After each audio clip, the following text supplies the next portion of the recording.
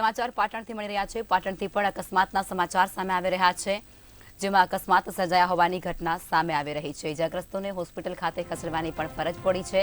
સાંતલપુર ખાતે અકસ્માત સર્જાયા હોવાની વિગતો પાટણથી હાલ મળી રહી છે, જેમાં પ્રાથમિક આરોગ્ય કેન્દ્ર પાસે જ અકસ્માત સર્જાયા હોવાની ઘટના સામે આવી રહી છે। ટ્રેલર અને બાઇક વચ્ચે આ અકસ્માત સર્જાયો હતો। અકસ્માત સાંતલપુરમાં સર્જાઈ ચૂક્યો છે, જેમાં ટ્રેલરની અડફેટે બાઇક આવતાની સાથે જ બાઇક સવારનું ઘટના સ્થળે મોત નીપજી ચૂક્યું છે। તેમજ 108 તેમજ સાંતલપુર પોલીસને જાણ થતાની સાથે જ તેઓ પણ ઘટના સ્થળે પહોંચી ચૂક્યા છે અને તેમના દ્વારા તપાસ હાથ ધરાઈ રહી છે।